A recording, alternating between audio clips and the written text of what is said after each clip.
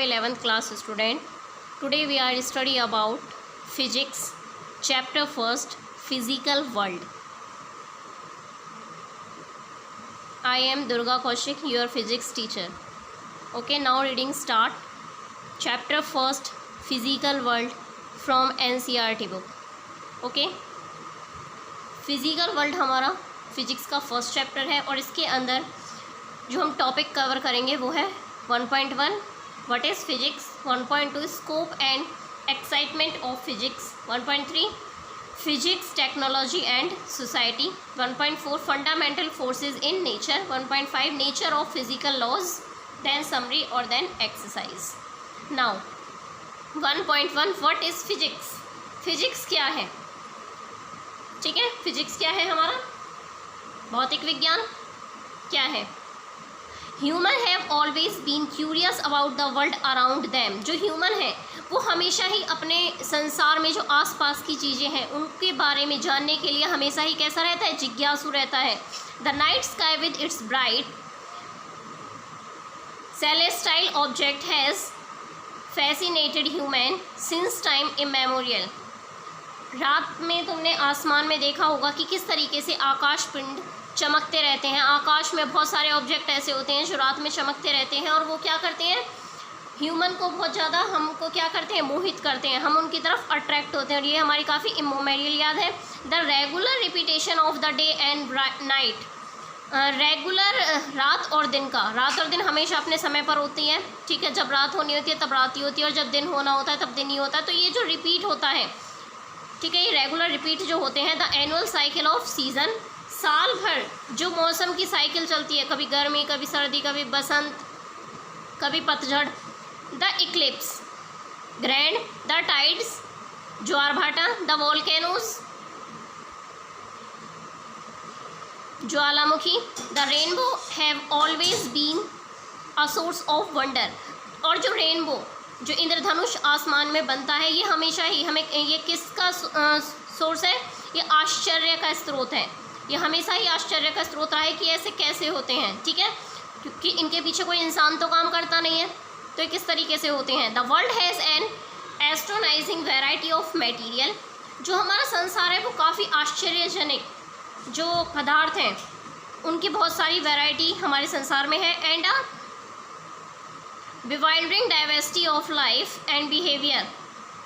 और काफ़ी हक्का बक्का कर देने वाली प्रजाति. ठीक है, जैव विविधता हमने देखी है. एंड बिहेवियर, एंड अलग अलग बिहेवियर की हमने जातियाँ देखी हैं. The inquiring and imaginative human mind has respond to the wonder and awe of nature in different ways. जब हमने इंक्वायरी की और काफ़ी कल्पनाशील जो ह्यूमन है, हमने माइंड में जो रिस्पॉन्स किया वो काफ़ी आश्चर्यजनक है. जो आदमी का जो दिमाग है वो काफ़ी आश्चर्यजनक है और उनका नेचर भी क्या है? डिफरेंट तरीके का है. One kind of response from the earliest time has been to observe the physical environment carefully, look for any meaningful patterns and relations in nature phenomena and build and use new tools to interact with nature. तो जब हमने physical environment को, जब हमने बहुत time पहले जब हमने अपने फिज़िकल एनवायरनमेंट को बहुत ध्यान से ऑब्ज़र्व किया तो हमने क्या देखा कि हमारे जो नेचर में है वो काफ़ी मीनिंगफुल पैटर्न है. काफ़ी ऐसी चीज़ें हैं जिनका काफ़ी अच्छा मतलब है और नेचर में बहुत सारी चीज़ें ऐसे हैं जो आपस में एक दूसरे से रिलेशन में है, एक दूसरे से कनेक्टेड है. और वो नई नई चीज़ें जो बनाती हैं नेचर में, जो नई नई चीज़ें बनती हैं वो एक दूसरे से किसी ना किसी तरीके से कनेक्ट है. The human endeavour led in course of time to modern science and technology. आज की मॉडर्न साइंस और टेक्नोलॉजी को जानने में ह्यूमन सोसाइटी ने काफ़ी ही प्रयास किए हैं और अपना बहुत सारा समय इस पर व्यतीत किया है. The word science of originate from the Latin word scientia. जो हमारा विज्ञान शब्द है ये लैटिन भाषा के शब्द सिंटिया से आया है. मीनिंग टू नो, जिसका अर्थ होता है जानना. द संस्कृत वर्ड विजान, संस्कृत भाषा के शब्द विजान एंड द अरेबिक वर्ड इल्म कन्वे सिमिलर मीनिंग. अरेबिक शब्द इल्म से, इल्म का मीनिंग भी ऐसा ही है, नेमली नॉलेज. नॉलेज इसका मतलब भी जानना है. Science in a broad sense, science विज्ञान अपने आप में एक बहुत बड़ा सेंस है. Is an old age human space. एक पुरानी से पुरानी ह्यूमन जाति के जैसा। The earlier civilisation of Egypt, India, China, Greek, Mesopotamia and many other made vital contribution to its progress. जो बहुत पुरानी सभ्यता थी, जो बहुत पहली सभ्यताएं थी, बहुत पहले सभ्यता कौन कौन सी थी, जैसे इजिप्ट की सभ्यता है, भारत की सभ्यता है, चाइना, ग्रीक, मेसोपोटामिया, ये बहुत ही पुरानी सभ्यताएं हैं और इन्होंने साइंस को जानने में अपना बहुत ही महत्वपूर्ण योगदान दिया है और इसे काफ़ी प्रोग्रेस तक लेकर गए हैं। From the 16th century onward, लगभग 16वीं शताब्दी के आसपास great strides were made in science in Europe.